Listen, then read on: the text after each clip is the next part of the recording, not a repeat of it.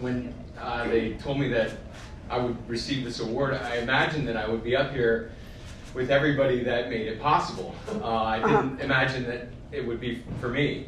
And I really depend on other people writing shit for me to say.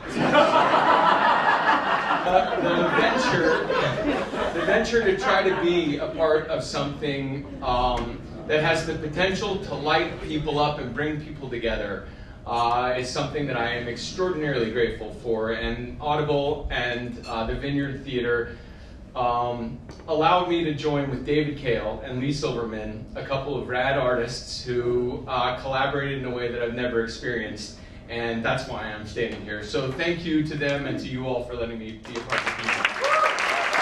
Shields is an actor, a singer, a dancer, a novelist, a choreographer, a lyricist, a composer, and today he's dressed like an African king. I was raised in a generation that was told, wherever you go, whatever you do, whatever you say, and whatever you believe, you must remember that you are representing the African diaspora, the African or the North American continent, your race. And today, that is part of my receiving this award. Rehearsing the government inspector from first rehearsal to closing night was really the most delightful experience of my life. I hope there'll be more delightful ones in the future, but if there aren't, I had a really great time. Joe Bonnie's direction of these shows presented a searing look at what we now call toxic masculinity, but from the inside out, in which one character memorably laments, "I feel like a human being trapped in a man's body." That off-Broadway and off-Broadway does so beautifully is develop new plays. It gives us all playwrights, directors, all designers, actors, the theaters, the support and nurturing it needs to get new voices out there. What Atlantic for Kids strives to offer, which is a story that isn't afraid to broach relevant and serious topics, but does so in a playful way that makes it palatable for kids, empowers them to celebrate differences, and encourages community. Emotional because there's a lot of kids who see the show around the world and the country who recognize that they're different and that they should be celebrated and not forgotten. You know, theater was the thing for me that was the great savior. Speaking of theater and kids, it can get anywhere. It can get into places that you don't see it coming, and it is an equalizing force. About 5 years ago, I was invited to a lunch by a young man who I knew mostly as an actor, but had followed some of his work with his own immersive theater company, Woodshed Collective.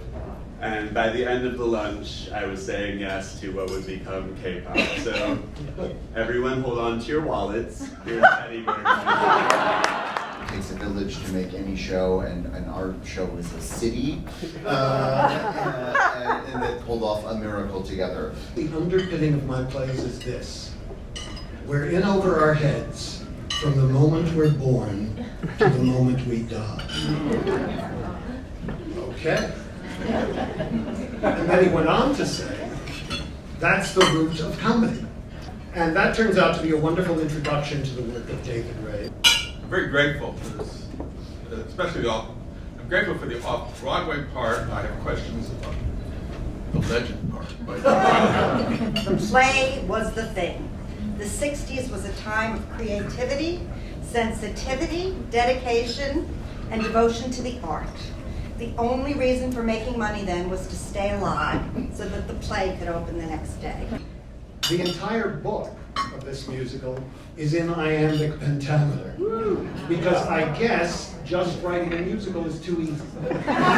York Theatre, I assure you, treasures this award for desperate measures. There are so many to commend for this happy dividend. First of all, let me thank Peter Kellogg for his rhyming meter. Then thank David Friedman for his enchanting tuneful score. I hope that this award presages a good long run at New World Stadium. If it wasn't for Jim Morgan's vision, I would not be standing here but I want everybody in the room to see the show more than once. Off-Broadway is where the risks are taken. Not all shows are a success, but you can almost always understand why the effort is being made. You may go out humming the sets, but Off-Broadway always inspires discussion, innovation, and passion. I could not be more proud than to be honored by all of you. So, friend of Off-Broadway, I really like that.